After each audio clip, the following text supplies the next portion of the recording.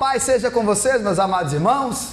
Amém. Graças a Deus, louvado seja o nome do Senhor. A paz seja com você que está nos acompanhando aí no nosso canal, o canal da Primeira Igreja Batista da Ilha das Flores. Eu quero mandar um abraço até para José Naildes, um irmão que nos acompanha. Ele é da Igreja Batista lá em Taperoá. No dia que a gente for lá em Nazaré, a gente vai passar lá, tá bom? Ele fala Água das Flores. Ele fala, não, Zé, Ilha das Flores. Ele fala, ô, meu irmão, um abraço aí para vocês, irmãos de Água das Flores. Zé, é Ilha das Flores. Deus abençoe sua vida, Zé Naildes. Eu quero compartilhar com vocês, com todos que nos assistem e com todos os irmãos que estão aqui, uma reflexão que eu fiz ontem, acerca de um texto que eu e vocês, e você que está em casa aí, já passou por ele várias vezes, mas eu queria observar com você, com um pouco mais de calma agora que a gente está aqui na igreja, na mensagem. É Atos capítulo 16, um texto muito conhecido, onde nós temos ali a trajetória do nosso querido apóstolo Paulo, juntamente com o nosso irmão Silas, mas eu queria observar com vocês uns detalhes. Atos capítulo 16, os irmãos podem também acompanhar aqui na projeção, que vai ser a mesma versão que eu vou ler aqui, vai ficar fácil vocês acompanharem também. Vamos lá. Chegou a Derbe e depois a Listra, onde vivia um discípulo chamado Timóteo. Sua mãe era uma judia convertida e seu pai era grego. Os irmãos de Listra e Icônio davam bom testemunho dele. Paulo, querendo levá-lo na viagem, circuncidou-o por causa dos judeus que viviam naquela região, pois todos sabiam que seu pai era grego. Nas cidades por onde passavam, transmitiam as decisões tomadas pelos apóstolos e presbíteros em Jerusalém, para que fossem obedecidas. Assim, as igrejas eram fortalecidas na fé e cresciam em número cada dia. Amém. Eu vou dar seguimento daqui a pouco, então para ser mais dinâmico eu vou lendo com vocês os versículos e vou parando. Já que a nossa irmã já orou pela mensagem, então vamos meditarmos aqui. Atos capítulo 16 narra a trajetória de uma bifurcação. O que é bifurcação? É quando a gente está indo reto numa direção e chega num determinado momento, tem-se duas direções. A gente vai para a direita ou vai para a esquerda, né? É uma bifurcação isso aí. Por que eu estou dizendo que marca aqui o início de uma bifurcação? Poucas vezes a gente viu briga entre os discípulos. Pouquíssimas vezes, né? Teve um momento lá que Jesus mesmo se chateou com eles, porque eles estavam querendo, né, discutindo para ver quem ia ser o maior lá no reino. Mas aqui teve uma briga feia entre Barnabé e Paulo, por causa de João Marcos. João Marcos havia deixado eles na mão e Paulo não queria levá-lo. E ali tinha o João e tinha o Silas. Então Barnabé ficou com João e Paulo ficou com Silas. E a bifurcação se deu aí, porque Paulo e Barnabé, João e Barnabé foi para um lado, Paulo e Silas foi para o outro lado. Aí o texto começa aqui no capítulo 16, depois dessa discussão, o versículo 1 diz que Paulo e Silas chegou em Derbe e depois em Listra, tudo cidade, pequenos povoados, onde vivia ali um discípulo chamado Timóteo. Amados irmãos, é aqui a primeira vez que nós vamos ver o jovem pastor Timóteo aparecer. Mas louvado seja Deus, porque daqui para frente nós vamos ver o discípulo Timóteo aparecer várias vezes. E Timóteo cai na graça do apóstolo Paulo. Timóteo caiu na graça dele. Não tem aquele momento assim que a gente conhece uma pessoa e aquela pessoa cai na graça da gente? A gente nem conhece, não tem nem intimidade ainda, mas a gente simpatiza com aquela pessoa? Pois é, foi assim que aconteceu com o Timóteo em relação a Paulo. E ali o Paulo adota o Timóteo. Ele adotou ele. E ele vai chamar ele lá na frente, nós vamos ver aparecendo a expressão meu filho na fé. Porque ele viu o potencial em Timóteo, ele viu que Timóteo tinha, Marcelo, um chamado. Ele disse, não, esse menino, ele tem um chamado, eu vou preparar esse menino para o ministério. O Timóteo era um recém-convertido. Naquela época, meus amados, não dava tempo para ir para seminário, para ir fazer a obra de Deus. A obra de Deus tinha urgência e nem tinha seminário ainda. Ainda não tinha essas discussões teológicas como nós temos hoje, mas já tinha alguns problemas. E aqui o Paulo está apontando um.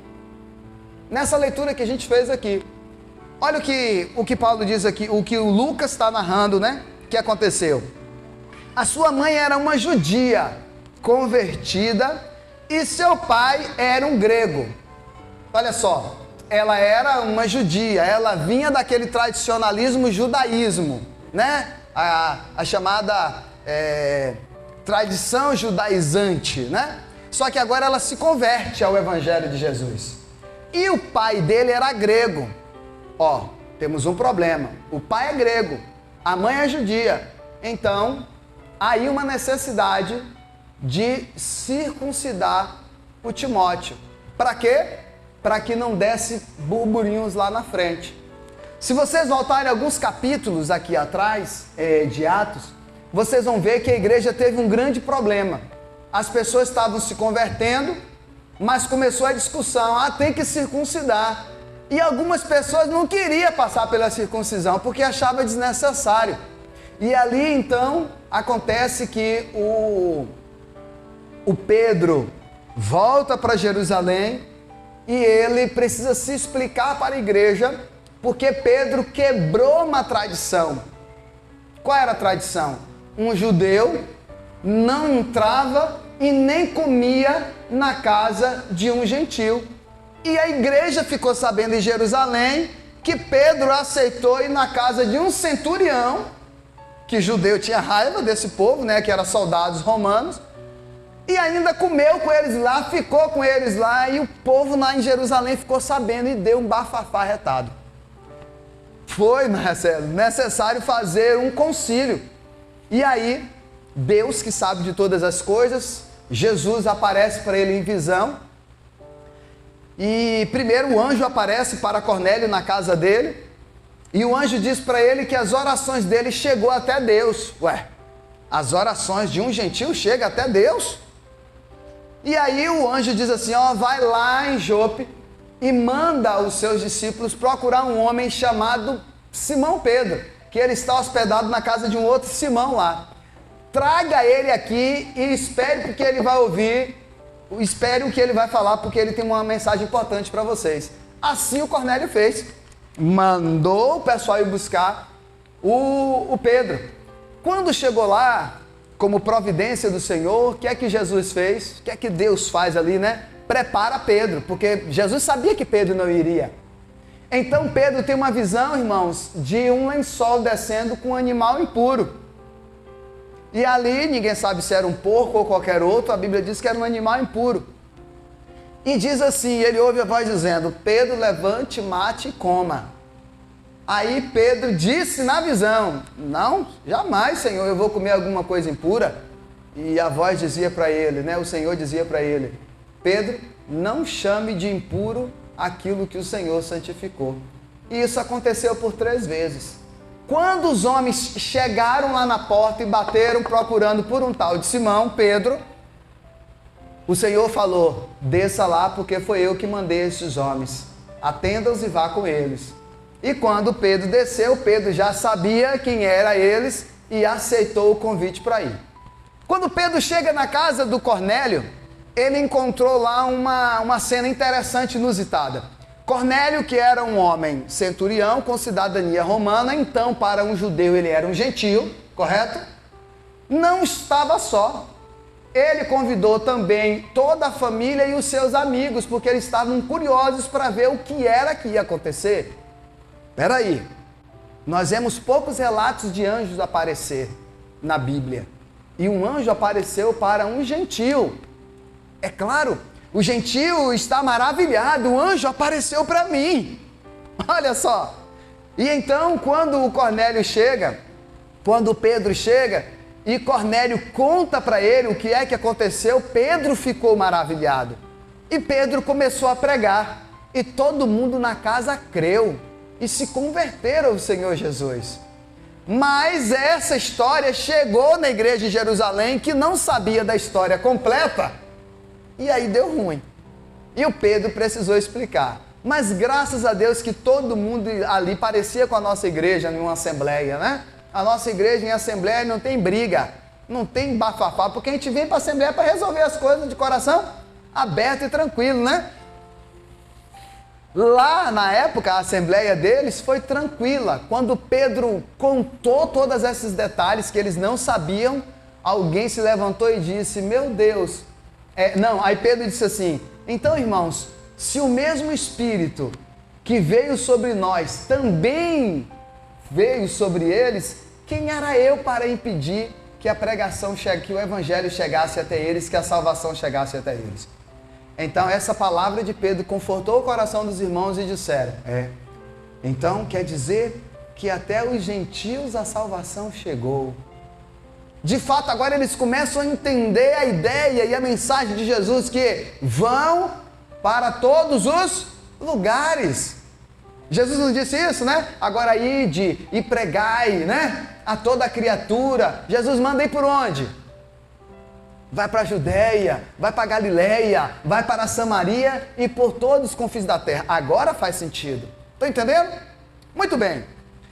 Já tinha passado tudo isso aqui, já tinha acontecido a briga, e é justamente por isso que o Paulo está dizendo: olha, Timóteo, é melhor circuncidar você para a gente evitar problemas. Timóteo bondosamente: não, vamos lá, vamos para a cirurgia. E faz a cirurgia ali do prepúcio, né? Que era a circuncisão, como uma marca do povo de Deus. Somente o povo de Deus tinha esse sinal. E agora Timóteo era convertido, seu pai era grego. Paulo disse: então é melhor a gente fazer para resolver esse problema. Porque teve um dia desse aí, que Pedro foi na casa de um homem e deu um bafafá na igreja lá em Jerusalém. Então a gente já evita isso aí. Tudo bem até aí? Então fica claro pra gente, né? Muito bem. Então os irmãos de Listra e de Icônio davam bom testemunho de Timóteo. Timóteo era um novo convertido e o povo ali de Listra e de Icônio dava um bom testemunho dele e falaram dele para Paulo. Paulo, esse menino, rapaz, é uma bênção, Paulo. Desde que ele se converteu, você precisa ver. Então Paulo abraça ele, né? Paulo percebe que aquele menino realmente tinha futuro, que aquele menino tinha um dom da palavra e que ele tinha um chamado pastoral. Então Paulo adota ele como filho na fé. Muito bem. Aí já vem uma pergunta pra gente, né? Será que as pessoas ao nosso redor, até aqui na igreja mesmo, né, quando fala da gente fora aqui da igreja, será que as pessoas realmente têm dado bom testemunho ao meu e seu respeito?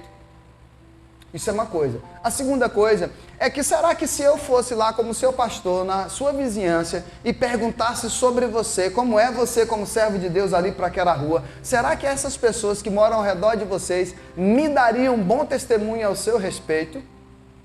Você que está em casa aí, pense nisso. Será que as pessoas da sua igreja dão um bom testemunho acerca de você e as pessoas da sua vizinhança? Se preocupe com isso. Muito bem, ali em Listra e Icônio todos davam um bom testemunho dele. Versículo 3, Paulo então, querendo levá-lo na viagem, circuncidou por causa dos judeus que viviam lá naquela região, como eu expliquei. Versículo 4, nas cidades por onde passavam, eles transmitiam as decisões tomadas pelos apóstolos e presbíteros em Jerusalém. Que decisão é essa? As decisões lá que a gente falou, né? No final das contas, eles chegaram no seguinte assunto, no seguinte consenso. Pessoal, vamos liberar eles desse negócio da circuncisão? É difícil para eles. Já está claro para a gente que a graça veio sobre nós. Então vamos orientá-los a se abster da carne sufocada, se abster de comer o sangue da carne e de não adorarem outros deuses. E vamos falar com eles para terem cuidado com a imoralidade sexual. fazendo todas essas coisas aí, eles vão estar bem, podem ser aceitos como membros. E então eles chegaram nesse consenso, escreveram uma carta e mandaram os discípulos irem para as igrejas para então anunciar esse consenso. Paulo aqui com Silas faz a mesma coisa. Eles vão passando pela igreja, versículo 4, das cidades por onde passavam, transmitiam as decisões tomadas pelos apóstolos e presbíteros em Jerusalém, para que fossem o quê? Obedecidas. Nós temos o versículo 5 onde diz, assim as igrejas eram fortalecidas na fé e cresciam em número a cada dia. Irmãos, nessa época aqui, não era igual nos cultos hoje. Irmãos, eu prego cada palavra tremenda aqui, aos domingos, não é? Os irmãos que têm pregado, irmão Volmer, diácono Oswaldino, seminarista Marcelo, e todos os outros pregadores têm pregado mensagens tremendas aqui, e perguntam, né, a igreja cheia de visitantes, quem nessa noite quer aceitar o Senhor Jesus e entender essa palavra? Ninguém. Nessa época aqui não era assim não. Nessa época quando falava, vocês entenderam? Quem quer se tornar um seguidor de Jesus? As pessoas levantavam a mão assim, 1.000, 2.000, 500 pessoas. Era leva assim, ó, vum. Hoje não. Hoje as pessoas estão com o coração tão endurecido, foi o que eu abordei, né, na ceia. O coração tem sido tão endurecido que poucas pessoas têm se convertido nos últimos dias. Sabe qual é um dos grandes desafios para os pastores hoje? É manter os crentes crentes. Sabia? É manter os convertidos na igreja. Porque ao invés das pessoas estarem se convertendo, as pessoas da igreja que estão se desviando. E assim, ó, passa um bom tempo, você deixa de encontrar uma pessoa, e aí quando você encontra ela e pergunta, e aí, como é que tá? A maioria, não estou na igreja, não estou. Quantas pessoas passaram por aqui? Essa semana mesmo, passada, eu encontrei uma jovem, e perguntei para ela, saiu daqui no fogo para ir para uma outra igreja, e aí eu perguntei, né, e aí, como é que tá lá? Pastor, tem tanto tempo que eu não estou mais naquela igreja. Eu falei, por que você não voltou? Desanimado, não sei o quê. Aí falei com ela, olha, reativamos o trabalho da juventude, volta lá. Quinta-feira, convidei ela para vir amanhã. Tem sido um grande desafio levar a palavra para aqueles que já conhecem a palavra. Olha que coisa tremenda. A história continua da bifurcação que eu falei. E ali nós temos a visão que Paulo teve em Troade. Versículo 6 em diante. Acompanhe comigo. Paulo e seus companheiros viajaram pela região da Frígia e da Galácia. Por isso nós temos a carta aos Gálatas, né? Tendo sido impedidos pelo Espírito Santo de pregar a palavra na província da Ásia. O Espírito Santo impediu que eles fossem para a região da Ásia. Algum propósito o Senhor tinha. Não era para eles irem para lá, era para eles virem para aqui, porque aqui iria acontecer algo interessante. Quando chegaram à fronteira da Mísia, tentaram entrar na Bitínia, mas o Espírito de Jesus, o quê? Os impediu também.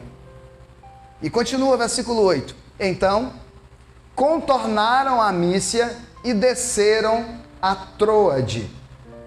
Durante a noite, Paulo teve uma visão, na qual um homem da Macedônia estava em pé e lhe suplicava, passe na Macedônia e ajude-nos, passe na Macedônia e ajude-nos, passe na Macedônia e ajude-nos. Depois que Paulo teve essa visão, preparamos-nos imediatamente para partir para a Macedônia, e concluindo que Deus nos tinha chamado para lhe pregar o Evangelho. Irmãos, como é bom ser direcionado pelo Espírito Santo, não é? Como é bom a gente fazer as coisas na direção de Deus. Deixa eu fazer uma pergunta. Você já fez alguma coisa na sua própria direção e deu errado? Faz assim, para eu saber. Pastor, eu já fui tomar... Já? Eu também já. Mas você também já fez alguma coisa na direção de Deus, deu certo e você ficou, glória a Deus, ainda bem que eu fiz. Já? Já? É maravilhoso, né? Quando a gente faz as coisas na direção do Senhor, a gente fica, louvado seja Deus, louvado seja Deus. Pois é, irmãos, aqui a igreja estava literalmente direcionada, vocês não vão para cá, vocês vão para aqui. E eles obedeceram e foram ali até a Macedônia, concluindo eles, né? Deus nos tem chamado para lá, vamos lá. E ali, na sequência, a gente vê a conversão de Lídia, lá na cidade de Filipos, a qual também Paulo escreveu. Nós temos essa carta aqui, é chamada o quê? Os Filipenses, né? Os Filipenses. Vamos lá, versículo 13.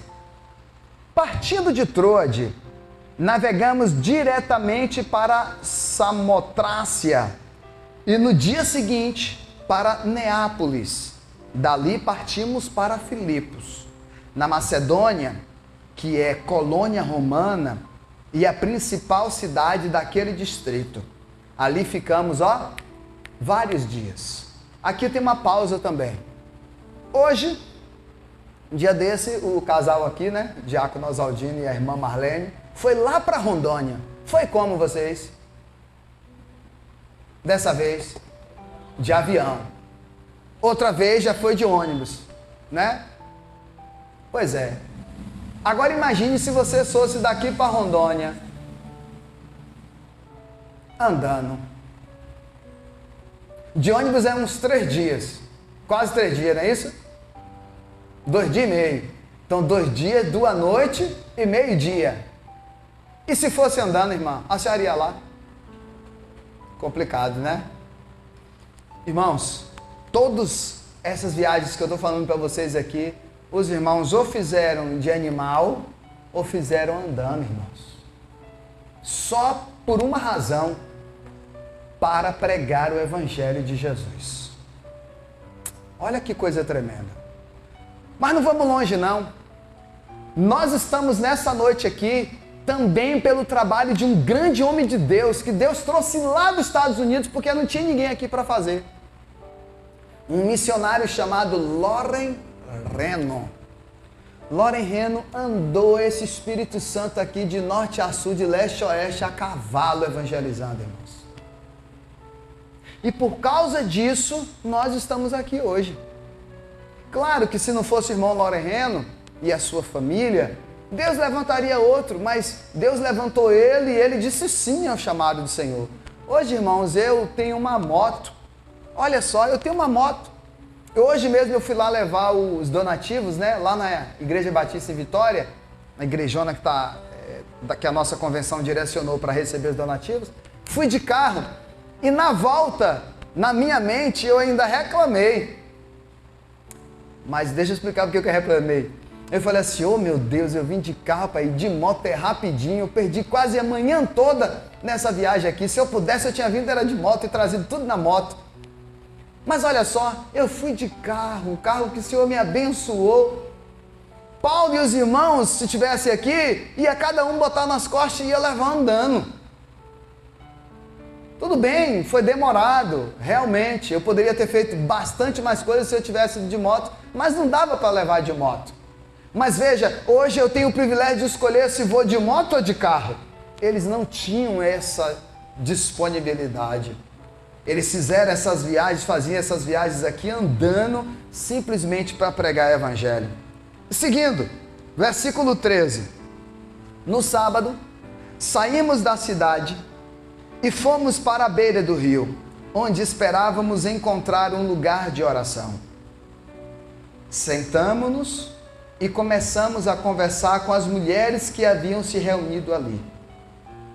Uma das que ouviam, era uma mulher temente a Deus, chamada Lídia, vendedora de tecido de púrpura da cidade de Tiatira. Nós vemos a igreja de Tiatira, né? A cidade de Tiatira aparecer no livro do Apocalipse.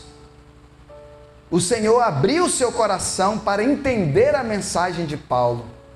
Tendo sido batizada, bem como os de sua casa, ela nos convidou.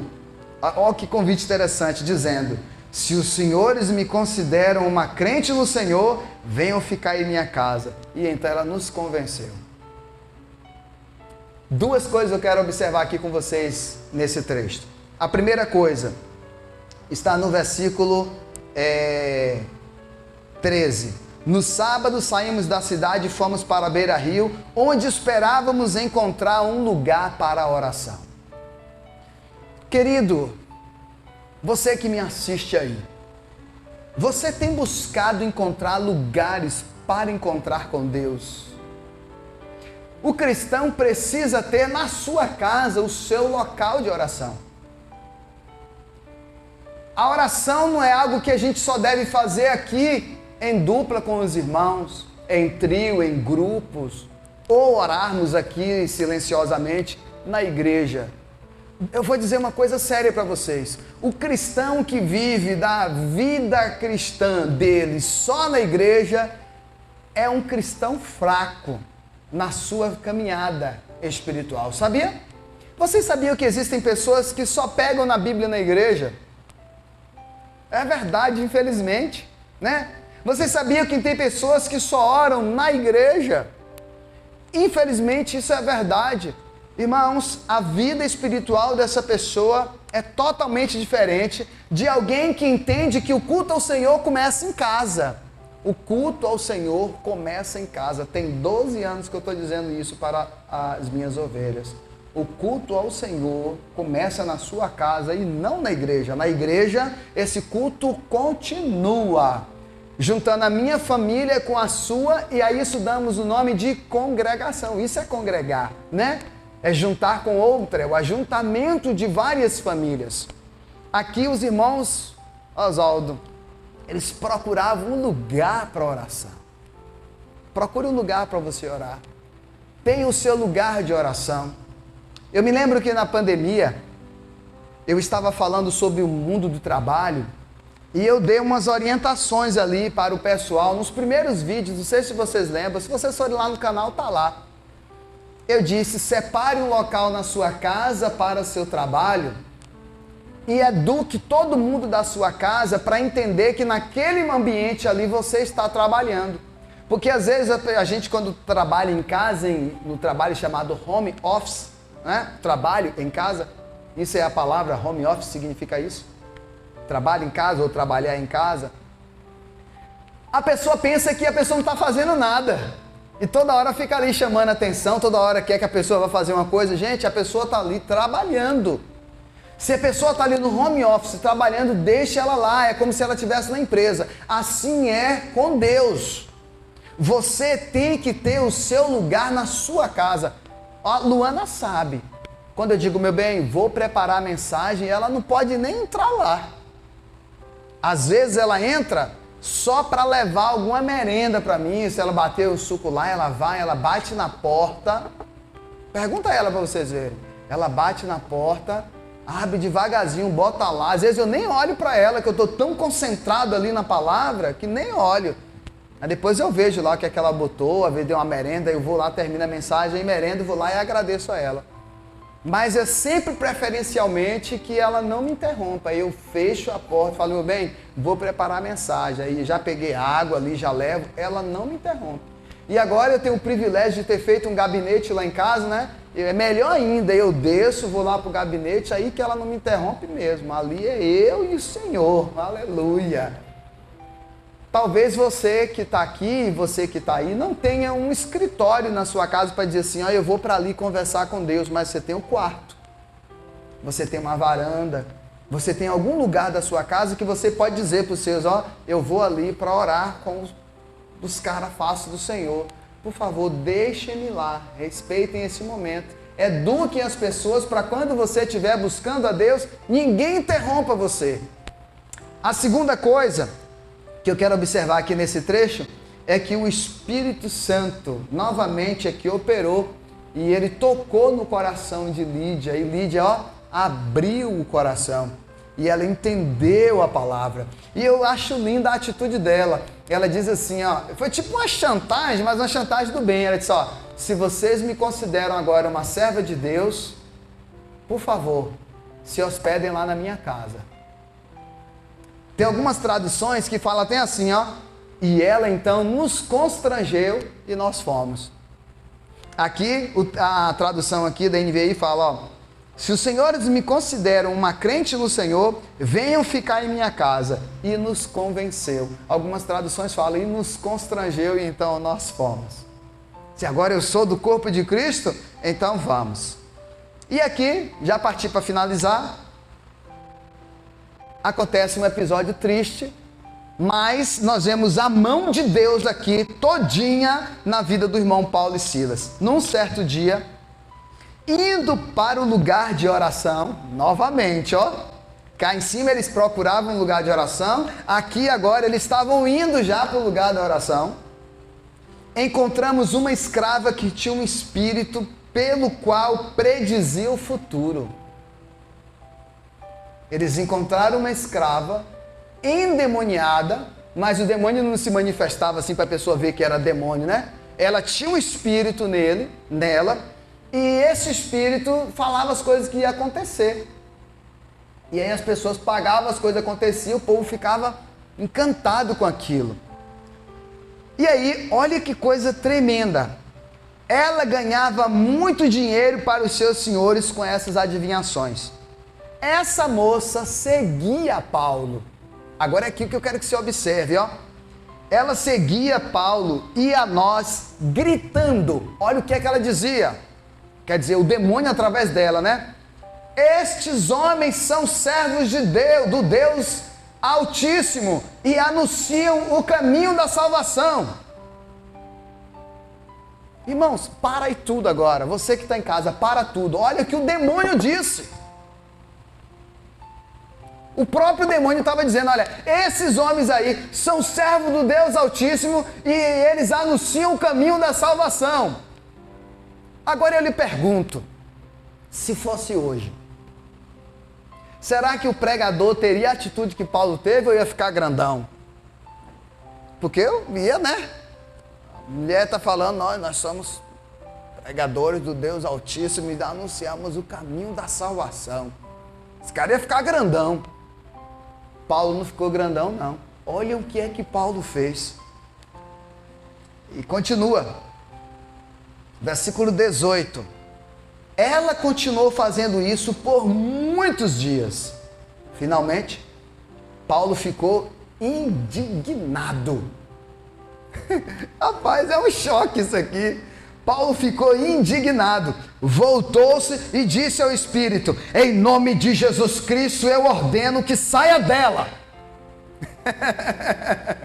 Expulsou o demônio ali, né? Em nome de Jesus Cristo eu lhe ordeno, saia dessa mulher. E naquele momento, aleluia, no mesmo instante, o Espírito a deixou. Irmãos, quem via o espírito daquela mulher? Ninguém. O espírito estava alojado nela. Agora, por isso que eu te disse, né? Se fosse hoje, por quê? Porque era uma mulher gritando que aqueles homens eram servos de Deus, homens, né, crentes de verdade, e eles anunciam o caminho da salvação. Em que estava se mentindo aí? O que era mentira nisso? Nada, era verdade. Paulo e Silas eram grandes homens de Deus, do Deus Altíssimo, e estavam ali pregando o caminho da salvação. Mas Paulo percebeu que não era ela que estava falando. Igual Jesus percebeu, e nós vimos na representação aqui, que não era Pedro que estava, né, dizendo que não era para Jesus morrer, era o diabo. E Jesus disse, afasta de mim, Satanás. Imagina, aí Pedro deve ter ficado sem graça, né? Na frente de todo mundo. Afasta de mim, Satanás. Então aqui, Paulo ficou indignado e expulsou o demônio. Então, percebendo, versículo 19, percebendo que a sua esperança de lucro tinha se acabado, os donos da escrava agarraram Paulo e Silas e o arrastaram para a praça principal diante das autoridades.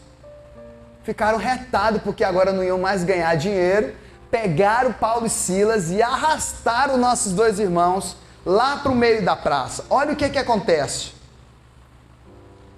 20.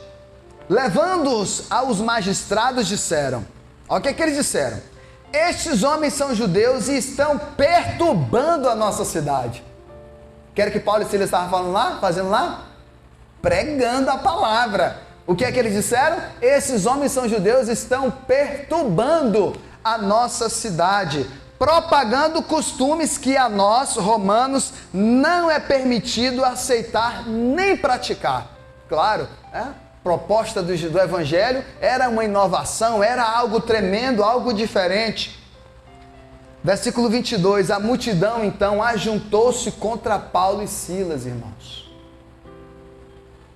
E os magistrados ordenaram que se lhes tirassem as roupas e fossem açoitados. Arrancaram as vestes dos nossos irmãos e deram uma surra neles. Depois de serem severamente açoitados, foram lançados na prisão. O que era que eles estavam fazendo lá? Pregando o evangelho. E aí, se fosse hoje? Se fosse hoje que 2 seminaristas ou 2 missionários fossem para algum lugar e pregar, e chegasse lá o pessoal da cidade, pegasse eles, levasse na praça, igual essa praça que tem aí, tirassem a roupa, batessem e ainda prendessem, será que quando saísse da prisão eles queriam ainda ir pregar? Pois é, a gente vai ver o que aconteceu aqui, ó. O carcereiro recebeu uma instrução para vigiá-los com cuidado. Ó, esses 2 cidadãos aí, ó, tenham muito cuidado com eles. Prende eles aí, bem prendido. Tendo recebido tais ordens, o que é que o cara fez? É para prender bem prendido? Tá certo. Ele pegou e lançou eles no cárcere interior e lhes prendeu os pés no tronco. Eu até pensei em trazer uma imagem para vocês verem. Mas era assim, um tronco com um buraco no meio, aí tirava, colocava a pessoa assim, sentada ou deitava, né? Colocava os pés ali e batia os cadeados. E a pessoa ficava presa ali. Em alguns casos ainda prendia os pés e prendia ainda as mãos. E a pessoa ficava ali naquela posição ali, coitado, né? Com a mão e com os pés trancafiados. Ele bota Paulo e Silas lá embaixo, prende dessa forma no tronco. Só que aconteceu uma coisa que eles não esperavam, no versículo 25, por volta de meia-noite. Paulo e Silas estavam reclamando, murmurando diante de Deus, porque eles estavam presos. Foi assim? Eles estavam orando e louvando a Deus. Já pensou, irmãos? Se é hoje... Quer que os 2 crentes iam estar lá? A gente veio para aqui pregar, misericórdia, viu? Não quero... Ia estar ali murmurando, chateado. Deus, por que eu estou passando por essa prova? Se fosse, né, de algumas igrejas, então, eu não aceito. Eu não aceito isso, Senhor, eu sou teu servo. Eu não posso passar por uma situação como essa. Não. O texto está dizendo aqui, ó, que por volta da meia-noite, Paulo e Silas estavam orando e cantando hinos a Deus. Eles tinham lá o cantor cristão deles. E estavam cantando e orando. Irmãos, era meia-noite. O que aconteceu? Tinha outras pessoas presas lá. E ali, os outros presos faziam o quê? Estavam ouvindo os louvores. E estavam ouvindo os homens presos orando também a Deus. De repente, houve um terremoto. Olha o texto em cima, ó, não estou exagerando não. Versículo 26, ó. De repente, houve um terremoto tão violento que os alicerces da prisão foram abalados. Imediatamente todas as pessoas, todas as portas se abriram e as correntes de todos se soltaram. Oh, glória! O carcereiro então acordou e, vendo abertas as portas da prisão, desembaiou, a sua espada para se matar.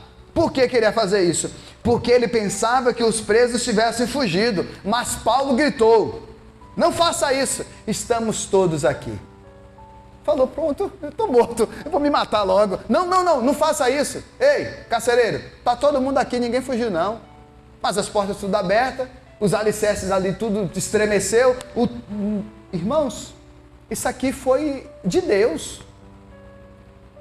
A gente não consegue imaginar porque a gente nunca passou por isso aqui. Mas você sabe, já tem ideia de a gente estar aqui, sentado aqui, e as coisas começar a fazer assim, ó. É assim no lugar que tem terremoto. E começar a balançar, e cair as coisas, e as coisas começar e se rachar no chão. Pois é, meu irmão, foi o que aconteceu lá. Os irmãos louvando e orando. Começou a balançar, e a Bíblia diz que foi um terremoto violento. E todo mundo pôde perceber ali que foi a mão de Deus que estava naquele lugar. E aí, o carcereiro pediu luz. Pega uma luz ali. Nessa época não tinha interruptor, porque não tinha fio, porque não tinha lâmpada, porque não tinha energia. Qual era a luz que ele estava pedindo? Uma tocha acesa, uma lamparina. Alguém correu, pegou, deu a ele. Olha aqui, ó, versículo 29, ó. O carcereiro pediu luz, entrou correndo e tremendo, prostrou-se diante de Paulo e Silas. Ele viu que aquilo era de Deus. Ele viu, Renato, que era de Deus. Então, levou-os para fora e perguntou: senhores, o que devo fazer para eu ser salvo? O que eu devo fazer? E aí vem o famoso versículo 31. Eles responderam: creiam no Senhor Jesus e serão salvos você e os de sua casa.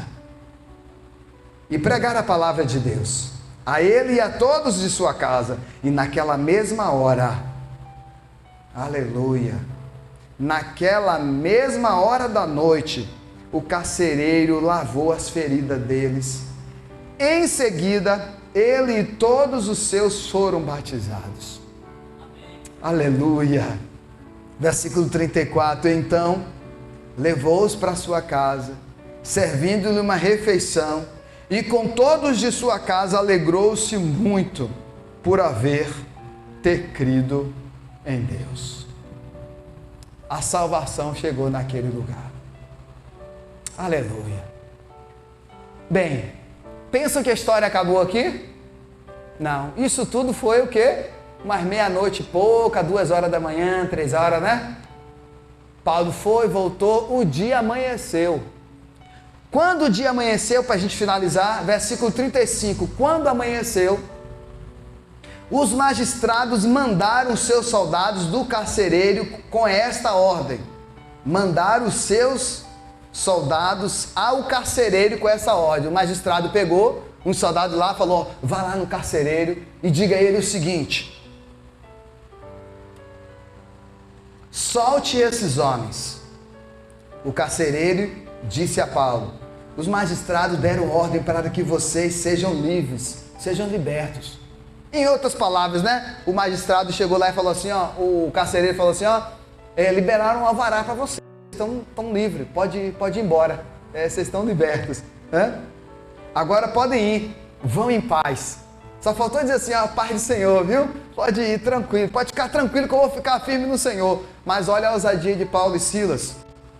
Mas Paulo disse aos soldados: sendo nós cidadãos romanos, eles nos açoitaram publicamente sem processo formal e nos lançaram na prisão. E agora querem livrar-se de nós secretamente? Ou seja, na hora de nos bater e de nos acusar e nos prender injustamente, foi na praça pública. Na hora de liberar o alvará para a gente ir embora, é às escondidas, de manhã cedinho, para ninguém ver. Olha o que ele disse aqui, ó. Não. Venham eles mesmo aqui e nos libertem. Diga a ele que é para ele vir aqui para libertar a gente. Olha o que aconteceu no versículo 38. Os soldados então relataram isso aos magistrados, os quais, ouvindo que Paulo e Silas eram romanos, ficaram atemorizados. Irmãos, aqui tem uma explicação. Por que eles ficaram atemorizados? Uma das razões... Vocês lembram de uma revista aqui que eu dei uma aula para vocês sobre o livro de Atos? Lembra que eu dei Lucas e depois Atos? Ou foi só Lucas, não me lembro? Enfim, Eu sei que eu me lembro bem que eu expliquei para vocês o que era que dava direito a se ter uma cidadania romana. Eu me lembro bem que eu falei, qual é a cidadania que todo mundo briga para ter hoje? Aí vocês falaram na hora, né? Estados Unidos, americana. Todo mundo quer ter cidadania americana, né? Para poder ir entrar legalmente. Por isso que a maioria vai e fica legal, passa um tempo, aí casa, até aquele processo. Pois é, naquela época não era americana, era romana, todo mundo queria ter. E era caríssima. Mas dentre todas as coisas que a cidadania romana dava direito, era um julgamento justo. As pessoas ficavam tranquilas. Ali o certo era o quê? O que esses homens estão fazendo? Estão perturbando vocês? Estão. Pega eles, leva, chega lá, interroga, conversa, faz uma averiguação para ver se era aquilo mesmo. Até o processo acontecer, eles se defenderem, eles tinham todo esse direito. Mas quando pegaram eles, nem quiseram saber qual era a cidadania deles, já pegaram, já bateram e já prenderam. Por isso que Paulo agora, ele diz, não, agora eu vou fazer esse direito à minha cidadania. Diga a eles que é para eles voltar aqui e nos libertar. Porque na hora de nos prender e nos bater, fizeram a praça pública, agora querem fazer isso, nos dar liberdade às escondidas. E então ele tá reclamando um direito que era dele. E o interessante é que Paulo não tinha pagado pela cidadania. Paulo era de Tarso, ele tinha cidadania por nascença. E aí, os soldados relataram isso, e aí os magistrados ficaram aterrorizados e com muito medo, né? Mas por que medo? Se isso cai no ouvido do imperador, ia dar problema para o magistrado. Então ele não teve outra opção, irmãos. Ele teve que ir lá, pessoalmente, para libertar Paulo. E aí no versículo 39, vieram para se desculpar diante deles, e conduzindo-os para fora da prisão, pediram que eles saíssem logo da cidade. Vocês estão libertados, estão libertos aí, vocês vão desculpando, a gente não sabia que vocês eram romanos, mas eu queria pedir uma coisa para vocês, por favor, saiam da cidade. E aí, eles saem da cidade. Versículo 40, depois de saírem da prisão, Paulo e Silas foi para onde? Foi para a casa da irmã Lídia, aquela mesma que tinha dito, se eu agora sou serva de Deus, eu peço a vocês, tá? Considerem. Se vocês me considerem a serva de Deus, vão lá para casa tomar café e dormir lá. Então eles saíram da prisão, foram para a casa de Lídia, onde se encontraram com os irmãos e os encorajaram. E então depois disso eles o quê? Partiram. E aí a gente vê no capítulo 17, eles já lá na cidade de Tessalônica. Essa é a narrativa do capítulo 16 de Atos dos Apóstolos. Uma obra tremenda de Deus aí. Eu agradeço a vocês por terem tido paciência e ficado certinho, 9 horas em ponto ali. Vamos orar, finalizando. Eu espero, irmãos, que essa palavra sirva para você o que diz ali no último versículo ali. Eles ficaram ali, depois eles foram fortalecer os irmãos, e então eles encorajaram os irmãos e partiram. Que esta palavra aqui, tudo que nós vimos, irmãos, sirva para te encorajar, sirva para te fortalecer, e que você se lembre dessas palavras quando você ficar desanimado da fé. Se lembra do que Paulo e Silas passou e você fala, não, misericórdia, meu Deus, está repreendido. Muito pior passou o apóstolo Paulo e Silas ali naquela circunstância e louvavam a Deus, não murmuraram ao Senhor e o Senhor mostrou o seu poder. A mesma coisa eu vou fazer agora. Então eu te peço que ore comigo. Santo Deus e eterno Pai que estás nos céus, glorificado seja o teu santo nome. Meu Deus querido, eu quero louvar o Senhor pela vida da tua igreja, pela vida de cada um desses irmãos que está aqui e que compartilhou comigo desta reflexão, desse estudo, desta mensagem. Que esta palavra sirva para fortalecer a fé dos teus servos, ó Pai.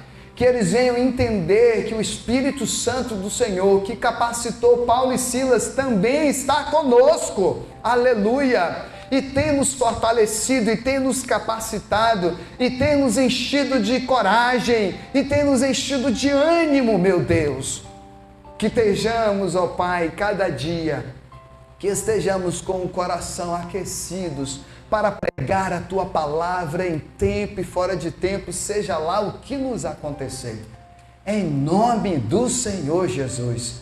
Assim nós choramos e te agradecemos, Pai, hoje e para todo sempre. Amém. Amém.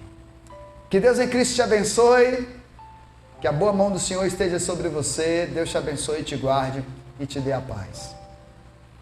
Tchau.